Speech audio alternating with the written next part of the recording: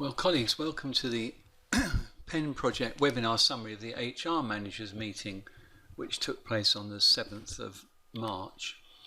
And as always, a quick reminder, we're FE Sussex, the consortia operation of the post-16 colleges in Sussex, with some associate members in Surrey, and you'll see the spread of our membership on the screen in front of you.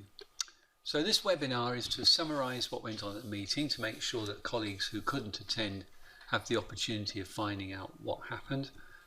Is to provide a reference source for anyone really in the trade, as I like to put it, in colleges, GFE colleges or sixth form colleges, and of course it all works on knowledge exchange as well.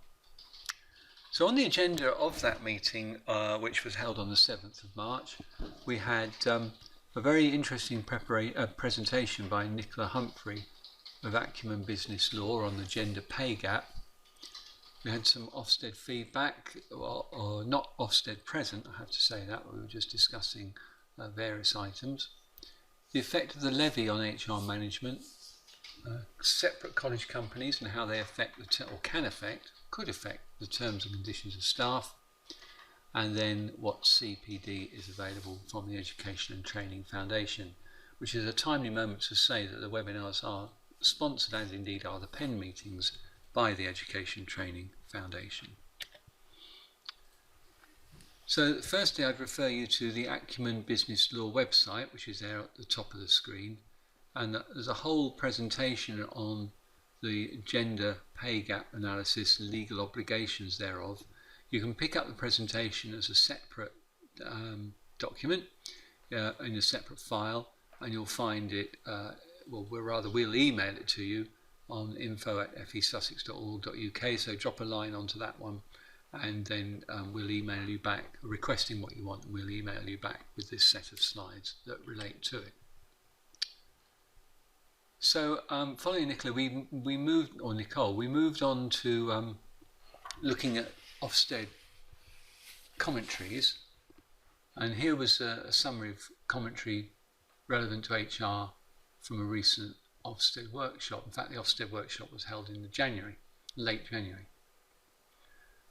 So the new accountability measures currently being piloted will be introduced for the academic year 18-19.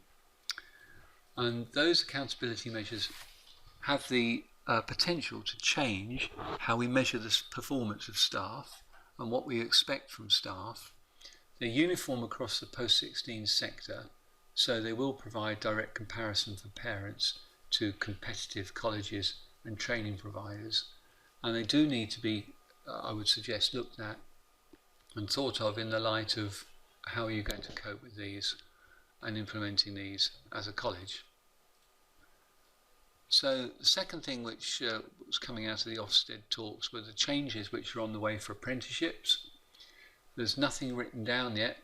There's no revision in what is currently the Common Inspection Framework, but there may be exceptions made, well documented and understandable exceptions. From a question from the floor was what happens if colleges merge to Ofsted grades, and the answer is the grades go out of the window on merger, and then there's a whole new inspection of the new college as a combined unit, one unit college. And that will happen within the first 2 to 3 years, with the exception of trigger factors being activated, such as change of principal, declining results, adverse financial circumstances, etc.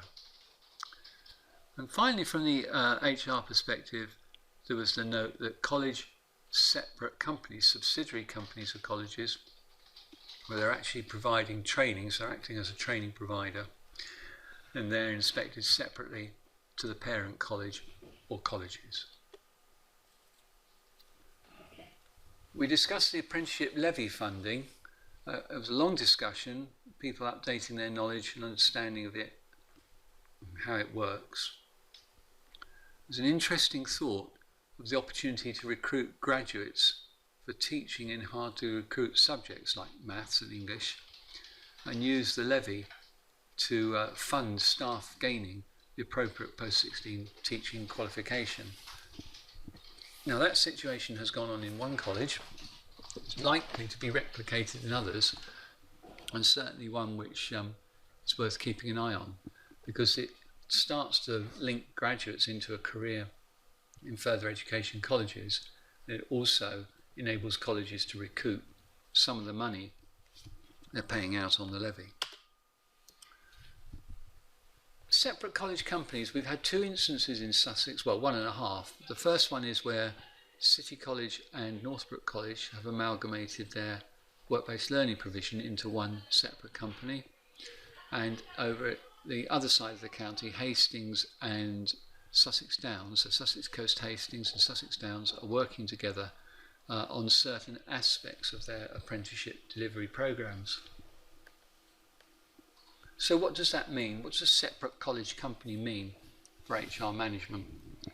Well, actually it has great implications, because if you're taking on new staff to be employed by the company, then the terms and conditions, the policies and procedures, and the TUPE arrangements all need to be in place.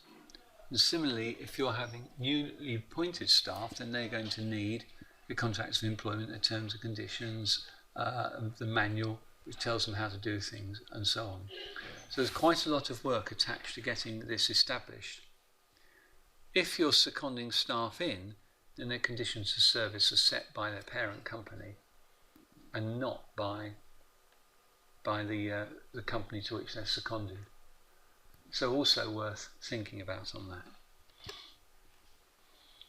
And then we looked at mergers. What did that mean for HR managers? And collective opinion around the table was the tricky points. Getting everybody's contract the same, harmonisation, can take years and years and years. Or you do it with a big bang, you throw everything up in the air, back it comes down again.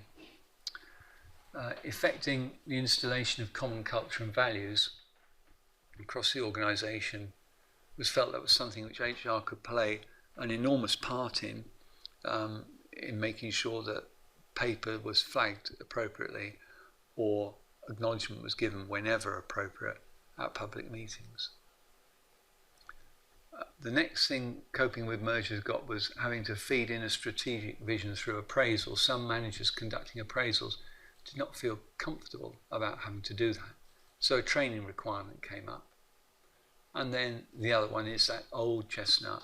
You know, if you've got lots of cross-college management duties and structures, then mergers are going to be one of the problems that you're going to have, because you've got to undo what you had before.